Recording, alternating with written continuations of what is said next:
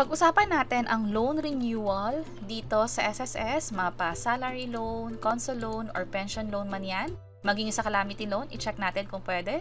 By the way, kung first time mo sa channel natin, gusto mo pa ng mga online tutorial videos katulad nito, please click the subscribe button. Pag sinabing loan sa SSS, pwedeng existing na loan o pwedeng hinuhulugan mo siya ngayon. Pwede rin naman yung nag-past due. Ibig sabihin, may loan ka dati, hindi mo yun nabayaran on time o nag-default na. Or pwede rin namang tapos na yung loan mo at ang tanong mo ay kailan ka nga ba dapat mag-renew ulit. So pag-usapan muna natin yung sa salary loan. Ito yung sa mga miyembro na hindi pa nakakakuha ng pensyon. Pwedeng naghuhulog ka as employed, OFW, or self-employed or voluntary. Kapag ganyan sa salary loan sa SSS, kapag natapos mo na yung loan mo, obviously pwede ka nang makapag-apply. Pero, paano kung gusto mong mas maaga? Halimbawa, meron ka pang kasalukuyan na loan, pwede ba yun? Pwede naman. Yun nga lang, meron itong requirement. Dapat at least 50% or kalahati ng inutang mo sa SSS ay nabayaran na. Hindi lang yun, dapat isang taon na rin yung lumipas. So, kumbaga, monthly, nung unang 12 months o nung unang taon ay nababayaran mo siya. At kapag ganun, good news, pwede kang mag-renew ng salary loan mo sa SSS. Pwede itong i-apply online. Mag-login lang gamit yung user ID and password mo sa SSS. Pero, paano naman kung meron kang loan, yun nga lang hindi mo siya nababayaran on time or pwedeng nag-default na? Meron tayong tinatawag na console loan. Ito yung consolidated loan with penalty condonation. Pag sinabing penalty condonation, hindi nasisingilin sa inyo yung penalty dahil hindi nga nakapagbayad on time sa loan ninyo. Ito yung parang restructured loan sa SSS kung saan kung meron kang loan dati, mapa salary man yan, calamity loan, or pinagsama ng dalawa, ibig sabihin meron ka ng calamity loan, may salary loan ka pa, may restructured loan ka pa, i-consolidate lahat ng yon, tatanggalin yung penalty at pwede mo na siyang bayaran.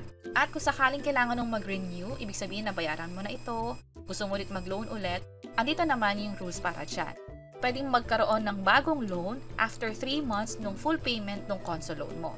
Pero kung sakaling nagkaroon ka ng default o hindi nabayaran yung console loan na yon, 2 years pa ang hintayin mo bago makapag-loan ulit sa SSS. At para naman sa pension loan o sa mga nakakakuha na ng retirement fund mula sa SSS monthly, kung sakaling nag-loan kayo, kapag natapos yun na yung pagbabayad nun, pwede na ulit kayo makapag-renew ng loan sa SSS. Again, pwede itong i-apply online. Kung may tanong naman kayo na merong declaration ng calamity sa lugar ninyo, o yung tinatawag na CLAP dito sa SSS, pwede kayong makapag-loan kahit meron kayong existing na salary loan dito sa SSS. Pero tandaan, sa calamity loan sa SSS o kahit saang loan man sa SSS, merong tinatawag na qualifying condition. So dapat meron kang at least 36 monthly contribution at yung 6 na hulog doon ay nangyari in the last 12 months kung kailan ka nag-a-apply ng loan. So, pwede nyong i-check yung website ng SSS para sa iba pang mga kondisyon o detalye tungkol sa pag-apply ng loan.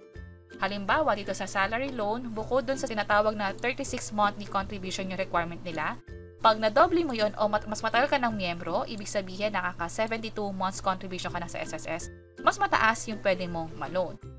At ang iba pang mga kondisyon nila, bukod dun sa 6 monthly contribution, dapat walang fraud record doon sa SSS account mo.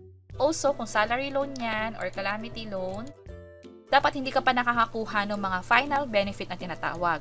Katulad nung sa retirement, obviously meron tayo para sa retirement which is yung pension nga, or hindi pa nakakakuha ng pension mula sa cases katulad ng permanent disability or death benefit. So, yun yung mga kondisyon sa pag-renew ng loan dito sa SSS. Sana nakatulong tong video na to. Kung oo, pakiclick ang like button at para sa iba't ibang mga tutorial videos, pwede nyo i-check ito nasa baba. Sana makatulong and see you sa mga next videos. Bye-bye!